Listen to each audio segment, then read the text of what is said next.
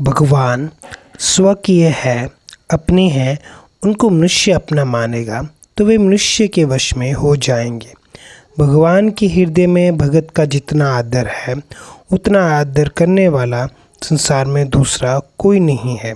भगवान भगत के दास हो जाते हैं और उसे अपना मुकुटमणि बना लेते हैं।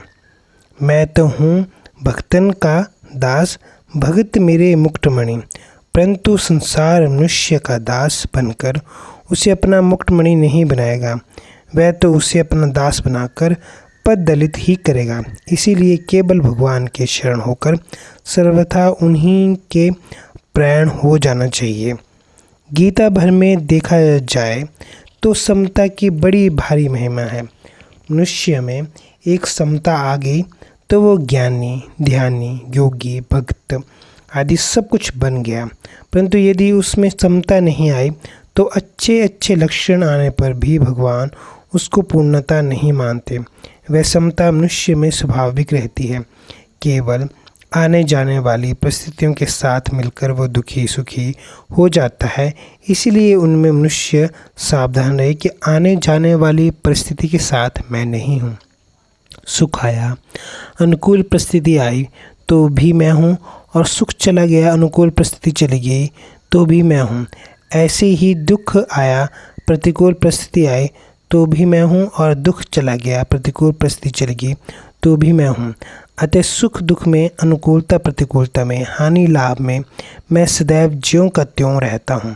परिस्थिति के बदलने पर भी मैं नहीं बदलता, सदा वही रहता हूँ। इसी तरह अपने आप में स्थित रहें। अपने आप में स्थित रहने से सुख दुख आदि में समता हो जाएगी। ये समता ही भगवान की आराधना है। इसीलिए यहाँ भगवान बुद्धि योग अर्थात समता का आश्रय लेने के लिए कहते हैं। जो अपने को सर्वथा भगवान के समर्पित कर देता है, उसका चित्त भी सर्वथा भगवान के चरणों में समर्पित हो जाता है। फिर उस पर भगवान का जो स्वतः स्वाभाविक अधिकार है वह प्रकट हो जाता है और उसके चित्त में स्वयं भगवान आकर विराजमान हो जाते हैं। यही मच्चित होना है।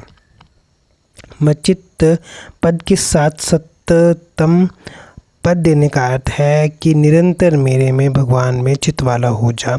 भगवान का निरंतर चिंतन तभी होगा जब मैं भगवान का हूँ। इस प्रकार अहमता भगवान में बन जाएगी। अहमता भगवान में लग जाने पर चित्त स्वतः स्वाभाविक भगवान में लग जाता है। जैसे शिष्य बनने पर मैं गुरु का हूँ, इस प्रकार अहमता गुरु में